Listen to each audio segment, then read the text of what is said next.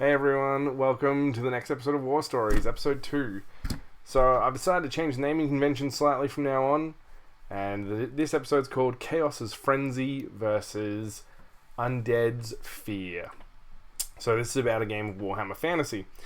So just to give you a quick bit of background, the year was 2005, I'm 15, I've been playing Warhammer Fantasy for probably about 3 months now, and I had 3 armies at this point. My dad also had an Empire army that I occasionally played with, but it wasn't very often.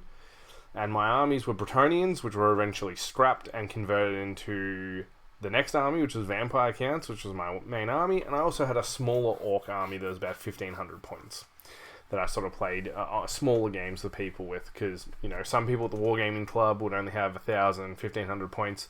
Most of the established players would have 2,000-3,000 point, maybe even 4,000 point armies. I generally played at 2,000 points though. So this story begins with my win streak. So at this point I had won 21 games in a row with my vampire counts. I'd beaten everyone in the club at least once, and a couple extra times. I'd sort of gained a bit of a mystique around the club. The younger players saw me as their champion because they had a rough time beating the older players. I did not. And the older players looked at me as some type of infamous villain that must be defeated before it gets too far out of hand. So I'm at my local game store at this point. By the way, this is gaming club number 2, I should probably mention. So the first gaming club split into 2 separate clubs. So this was the Warhammer Gaming Club. And I'm in our local gaming store, and just recently, probably a couple weeks prior to this, the guy behind the counter, Jake, had started running games on a Sunday. He didn't get paid for the Sunday, but if he sold anything, he got commission. So he just got to use the store space. So I'm sitting there with one of the other players, Gavin, and Gavin and me are having a chat about our last game with Orcs. And he's like, I don't want to fight your undead though. Like, I want to rematch with your Orcs, but I don't want to fight your undead. And I'm like, yeah, that's fair enough. They are pretty good. And he's like, do you think they're unbeatable? And I'm like, it's starting to look that way. And so Jake kind of groaned. Jake, we got along well, but he was about 10 years older than I was. And looking back on it, he definitely thought I was an annoying kid, which is fine. But we still got along reasonably well. And so anyway, every few days, I'd been coming in and saying to him, I beat someone at Warhammer, you know, and then the first time was exciting, but, after I told him 15 times that I started to get cocky, each extra additional time, I got a bit more cockier. So at 21, he's like, that's it. And I'm like, what's up, Jake? And he says, I'm tired of you bragging. I'm going to teach you how to play Warhammer. He's like, this Sunday, you're fighting my Chaos army. And I'm like, yeah, done deal. I'm cocky at this point. I've beaten everyone else. Why would Jake be any different? And so he goes, yep, that's it. I'm Sunday. Cool. So we make it official. And I'm like, oh, what faction of Chaos? Because I played 40k a lot, so I knew the different factions of Chaos. He's like, Khorne. He's like, we'll see you try that fear stuff. And I'm like, okay, no worries. And so I go to the gaming club that night, and Gavin has told everyone, literally everyone, that I am fighting Jake on the weekend.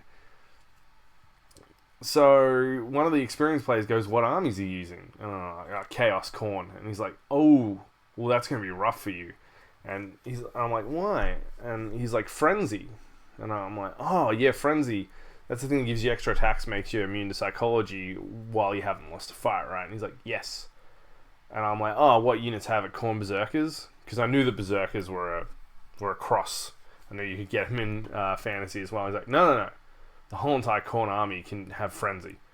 And I'm like, oh, that's not great. And he's like, and their close combat is their specialty. And I'm like, yeah. He's like, your whole entire army is just close combat, right? And I'm like, yeah, we don't have any ranged options, really. It's not really our deal. That's more of a Tomb Kings kind of thing. So I ran into my DM, who I also went and played games with, and he had a Chaos army in the wings. He never actually used it, so I never actually played against him. So I had not played against Chaos at this point. And so I said to him, can I have a your book? And we went through the book, and I said, what would you take against me? And he's like, well, I'd take probably 2 units of Khorne Berserkers, knowing your army. I'd take some Chaos Knights. I'd take a hero in one of the Khorne Berserker. I'd take my Lord in one of the Khorne Berserker units, a hero in the Knights, and then I'd take a unit of Chaos Warriors on foot, and I'd probably take some cultists to round the points out, and I'd put a sorcerer in the warrior squad. And I'm like, okay, so that's sort of what I'd roll with. And so what ended up happening was, it turns out Khorne doesn't really do magic. So what he ended up having, Khorne don't really do magic. As I said, my friend wasn't 100% sure on Khorne, but that's what he said he'd take. So I rock up on Sunday. Jake's there, but not only is Jake there, and we normally got about 8 players there because it was a smaller store, but every Warhammer goddamn fantasy player showing up, because all the younger players showed up because, as I said, I was kind of like the champion of the younger players. I hadn't been beaten, and the older players showed up because they wanted to see me get my face kicked in, basically. So we set up on the table. Now, my army is this. I had 2 units of skeletons and a necromancer. Bang. Done.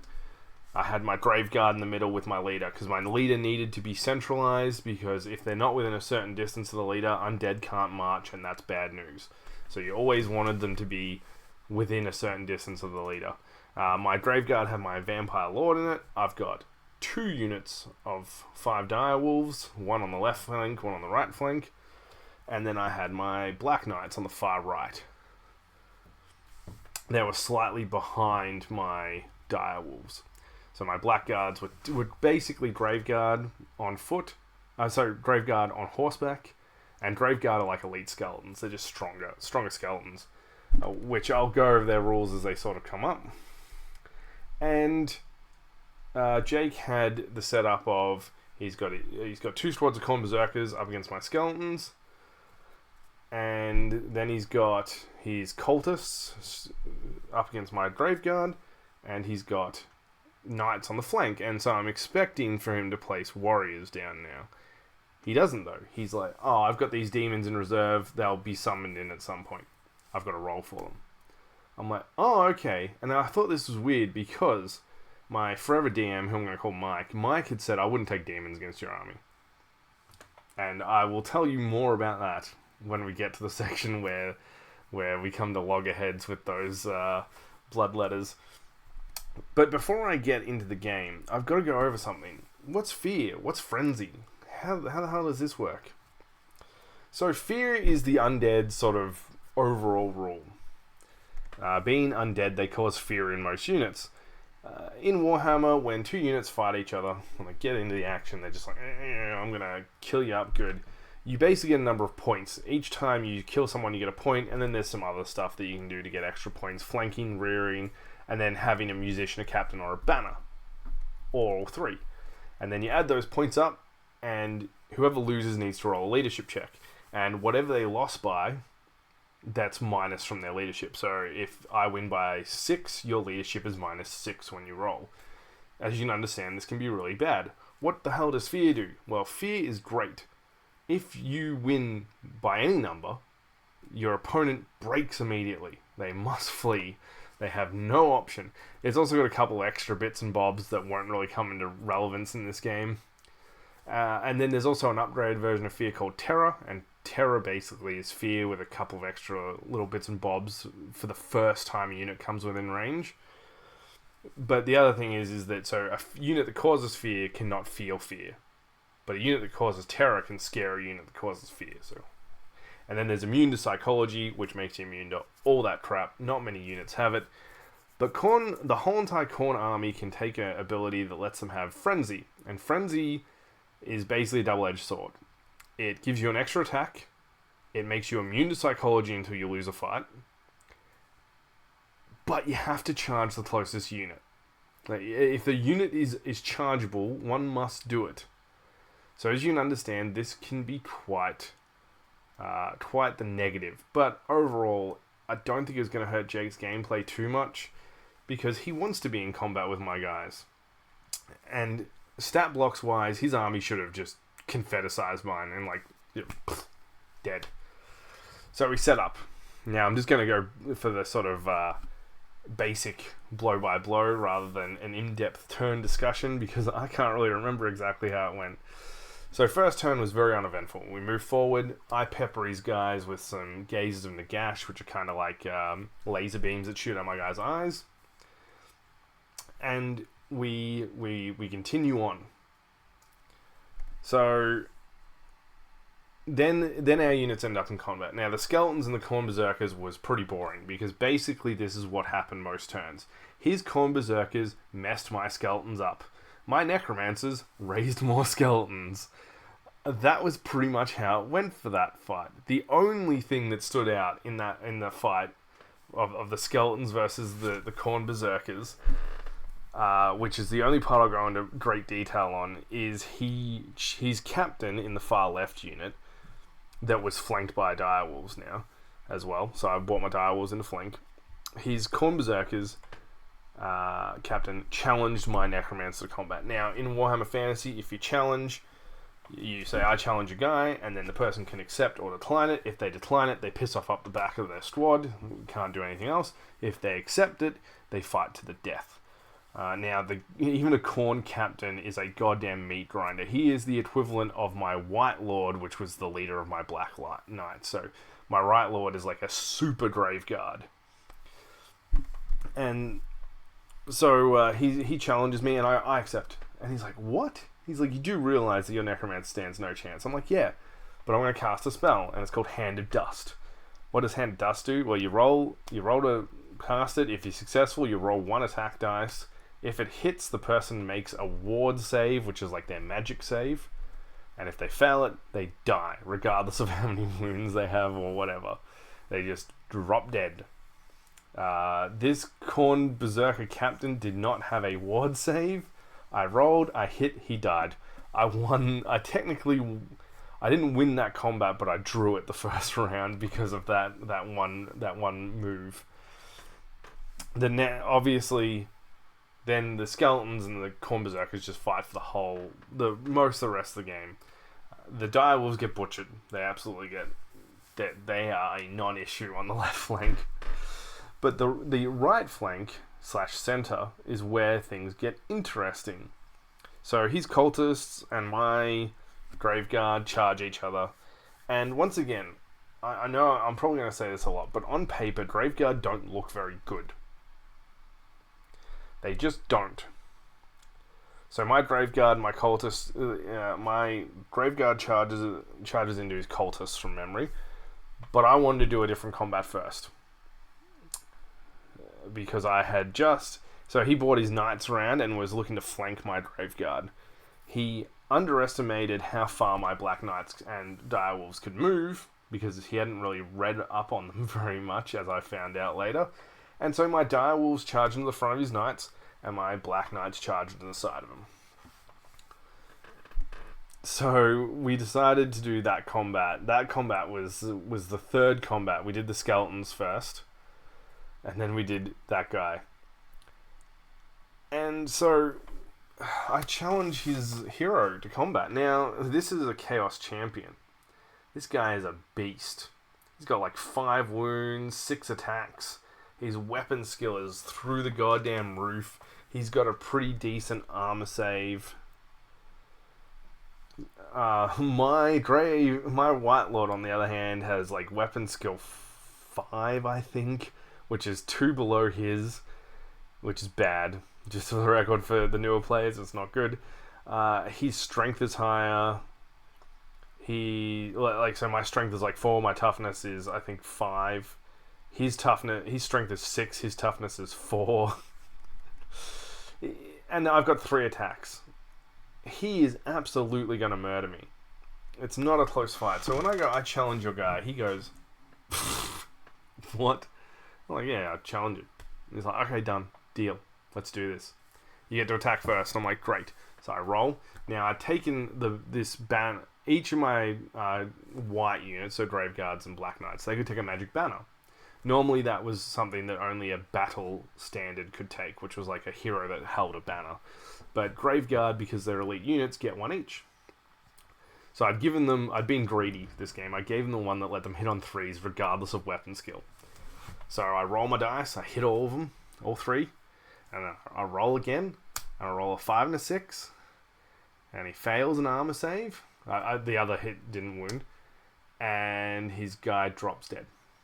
His guy's head just gets cut straight off. He's dead. Sorry? You mean I had to deal 5 wounds to him? No. So here comes the thing that makes Graveguard stand out, and any Graveguard style unit. If they roll a 6, and if they roll a 6 to wound, and you fail your save, either armor or ward, you die. Doesn't matter. In fact, I'm pretty sure you can only take a ward save against it, which only his heroes had. So if you get head chopped off, gone. That's it. So I chopped his leader's head off, and now I'm well ahead in the combat because it counts as me dealing 5 wounds, and I win the challenge, which is bad. It's not a good thing. And then my Black Knights, inspired by what was eventually called the Headmaster, because he chopped so many goddamn people's friggin' heads off with the same strategy, followed suit and killed 4 more with 6s. Yeah, I rolled well, I will admit. And then killed another 2 from just murdering them, basically. And then the Direwolves killed 2 more. That was luck too.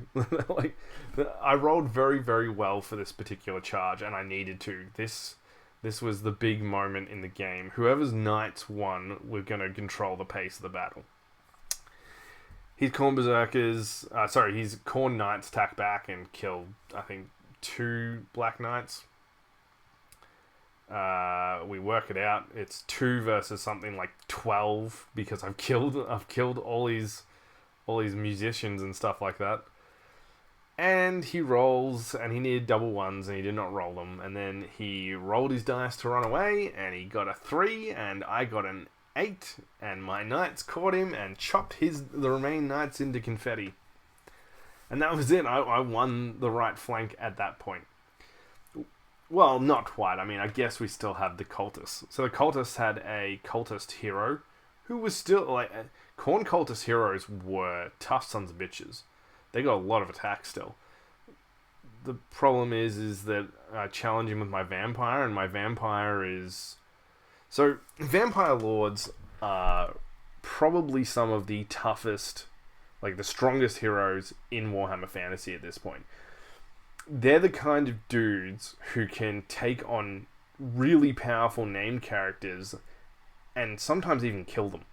Definitely wound them a lot. I saw a blood dragon, so I played Von Carstein, which is kind of like your standard Dracula-style vampires. But blood dragons are kind of like your insane knight kind of characters. You're absolute mad lads who just live for fighting. In fact, if Chaos ever needed another job, if Khorne ever needed another job, blood dragons could be a good career path for them. And I've seen a blood dragon kill Archaon before. Just a regular vampire lord blood dragon kill Archaon in combat. It was a lucky combat, but he still did it. So the vampire absolutely murders his cultist leader. It wasn't even close. And then the Graveguard follow suit and chop off another 4 cultists' head. Now, they were also mostly half dead by the time they hit me, because my vampire was just laser beaming them the whole time, gazing them down. They were in a bad way when they got to the Graveguard. But for some reason, Jake just thought they could at least hold them for a turn. No, they failed. And once again, he rolls a 4. I rolled a 10. I just run them down. My Graveguard just chase these cultists down and take them all apart. So now he's got 2 squads of Khorne Berserkers and the Bloodletters, and he's like, it's alright. These Bloodletters, they're gonna do it. They're gonna settle this goddamn account. So he summons them in, which he was successful at.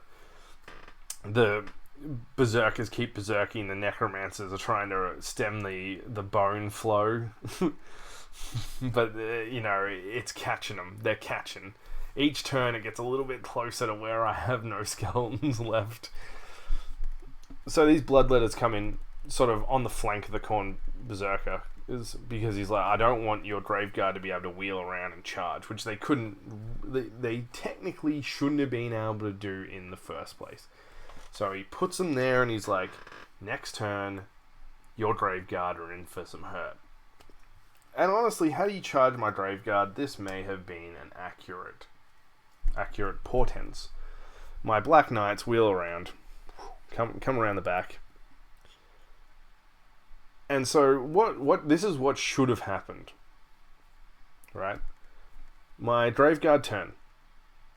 This is what should have happened. The graveguard turn, and then they end their turn, and then they get charged from the front by the bloodletters. And on any day of the week, this is exactly how one may have happened. So I wheeled around, couldn't move because the full wheel took up my whole movement. I charge into the side of the bloodletters to get them into rank with my direwolves. He, of course, faces the direwolves. And then, in the magic phase, I resurrect my skeletons, and I cast Dance Macabre. What's Dance Macabre? Well, when you cast it on a unit, it can immediately make an 8-inch move. If it touches base with an enemy, it counts as charging. Guess who was within 6 inches? At the time. Yeah, the bloodletters. So, now that I'm in combat with the bloodletters, I'm going to go over what Mike told me. Mike goes, Vamps, I wouldn't take demons against you. I'm like, why? He's like, well, Graveguard, they all have magic weapons. Demons don't get their ward saves against magic weapons. It's really bad if you happen to catch a unit of probably bloodletters out with your Graveguard, because they'll just chop them to pieces. Like, no saves. And as you know, with that like little banner, you like to take 3s. And I'm like, so... and I looked at their stat line, and yeah, it was even odds. I think their toughness was 4, my Graveguard's strength was 4. So I charge into the side of them. My Vampire absolutely eradicates 8 of them, because, he gets 8 attacks, he hits on 2s against basically almost everyone in the game. And he murders them. He kills 8 of them. They don't have a leader or anything either. They get no bonuses. They're a skirmishing squad. Skirmishing squads generally don't have, units, but they can move like 40k squads, so they don't have to wheel around or anything, so there's some advantages to them. But their disadvantages is generally they don't have any kind of musicians, captains, banners, or anything like that. And obviously, they also have the problem of they just not overly great at getting hit. Generally, they're quite dangerous when they hit. Like, them getting hit is a bad move. So, I wheel in, bang. Absolutely annihilate him. But the funniest thing was, so I'm like... so he's like, that's fine. Your Vampire has magic weapons. Because, of course, they do. Every hero has magic weapons. Every Lord definitely has magic weapons. He's like... But they'll get their saves against your Graveguard. And I'm like, actually, Jake... you know how my Graveguard can chop people's heads off on a 6? And he's like, yes. And I'm like, well, that's magic. That's a magic weapon. He's like, your whole entire squad has magic weapons. And I'm like, yep. That was actually quite rare. There was very few squads in Warhammer Fantasy in 6th edition that just every single dude in the squad had magic weapons. So, there were exceptions, of course. But generally they were very expensive, generally very elite units. Well, I think White Lions from High Elves might have been another one. He did not know. He had only checked the stat blocks. He had not properly read the stat blocks. So he looked at my Graveguard stat blocks and said, yeah, Bloodletters will absolutely rip these guys to shreds. True. But he wasn't expecting it, so bang, Bloodletters are dead. And then my Graveguard wheel around and like this far away from his Khorne Berserkers. So he's got 2 squads of Khorne Berserkers left and a Chaos Lord. His right flank is gone. I have destroyed his knights. I've destroyed his cultists. I've destroyed his bloodletters. The older players are all like, oh. The younger players are like, yeah, mess him up, Vamps. Get his shit kicked in. The older player, and Jake's in denial. He's like, oh, no, it's all right. I can still win this. All I gotta do is just kill these skeletons. Just gotta kill them. Just kill them. He did not. He managed to get 1 unit of skeletons down to 8, and he managed to get the other unit of skeletons down to 10, which is enough to hold rank, which is enough to keep them in place. Then it was my turn, and then in comes the loving embrace of the Black Knights, just straight into that rear, right up the rear, and then bang, Graveguard coming to the side. So, yeah, it was a bloodbath. The first thing he did was challenge my vampire, which is not, on paper, looks like a horrible plan. But on the off chance my vampire didn't kill him, he actually had a pretty decent chance of killing him back. And if you kill the general in a vampire count's army, their army slowly starts to disintegrate until there's nothing left. Which means there's a good chance that if he wins this combat, I might be screwed. Sadly, it was not to be for Jake. So I believe each of our lords had about I want to say 5-6 wounds each, and my vampire I had kitted out to be a complete goddamn nightmare to enemy heroes, because his weapon skill was so high.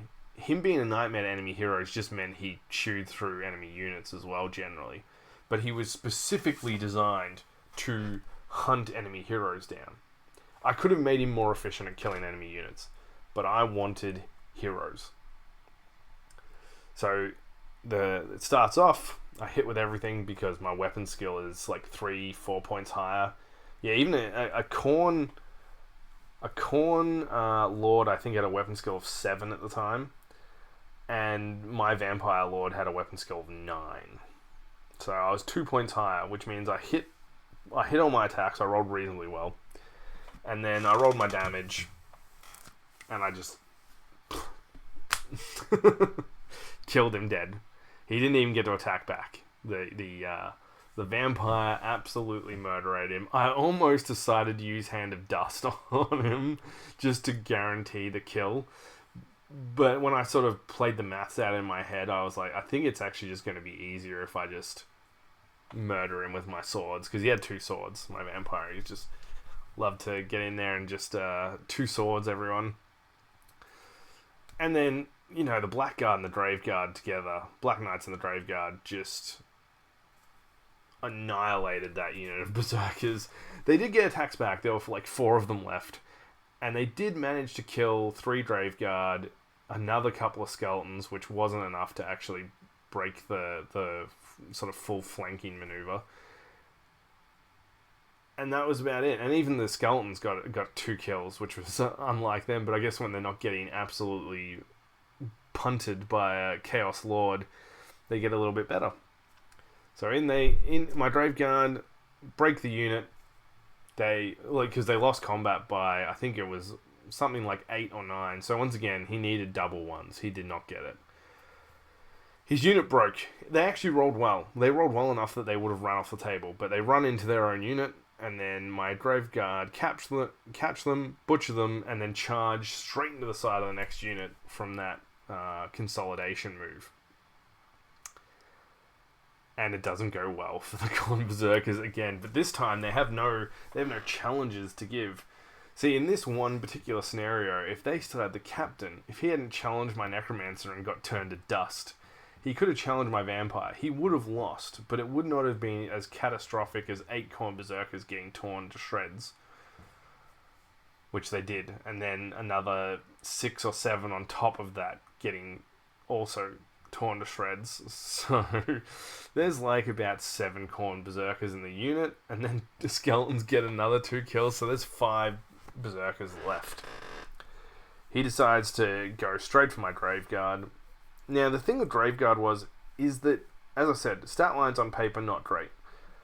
But they were actually reasonably tough, and they had good armor. So he did manage to kill another 3 Graveguard, but at no point was I in any kind of real danger of losing that fight. I think I won by about 7 or 8 again. I think it was 7. So he needed a 3 or less to pass. Yeah, no, he did not. He got a 6, I think, which was still a good roll. That was quite good. Because his leadership was 10, so if he'd lost by half of what he lost by, for example, if he'd challenged my vampire and lost, he would have only lost by 4 and he would have passed his save. They flee, they run off the table. We decided just to see if they'd be caught. The Graveguard did catch them. I caught every single unit. Every goddamn unit got caught and butchered by someone. I think the Graveguard killed 4 units, and the Black Knights got 1, and that was it. Game was over. Jake was done. He was shell shocked. All the kids were sort of like, yeah, Vamps is undefeatable. Woo! You know, like, just for the record, there was not cheering and applauding. I just want to make that clear. The younger players are just very happy that I continued my win streak. The older players, of course, were all like, good match, Jake, good match, you know, good match, yeah. And they came over and said, great match, Vamps, you know, good job on that one. So, what the hell ended up happening? Well, Jake did very little research, and he absolutely underestimated my army. See, what happened is Jake was used to the Undead standard, which was mostly zombies, and then you take a couple of really crazy, dangerous units. That's not how I played, though.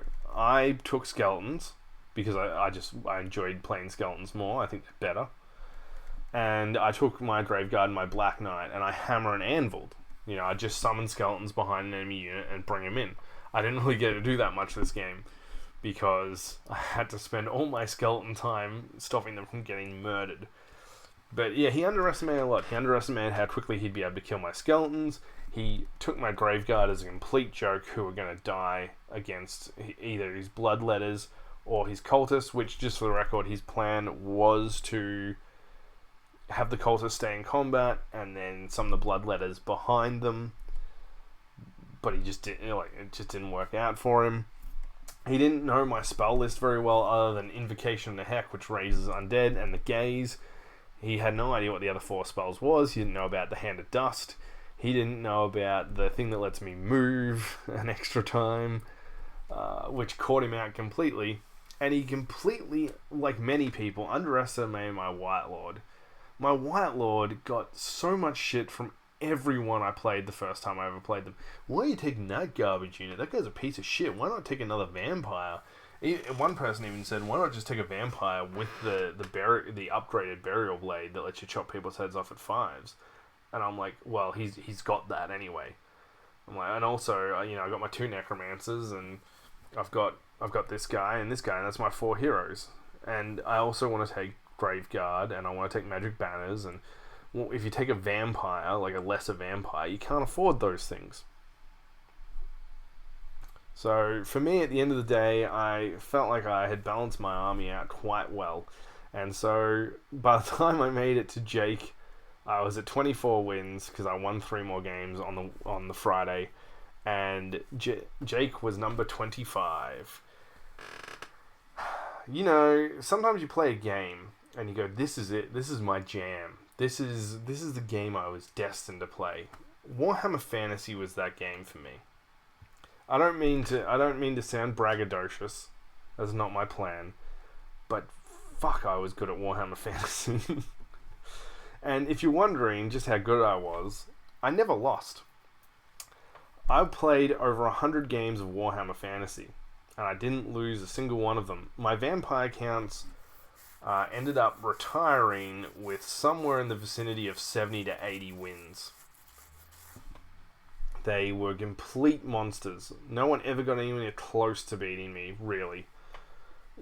Jake was a rough uphill climb, and to be honest, I think if I'd fought Jake a few more times, maybe that win-loss ratio would have changed. But I did eventually fight Chaos again in other ways, and I figured out better ways to actually counter them.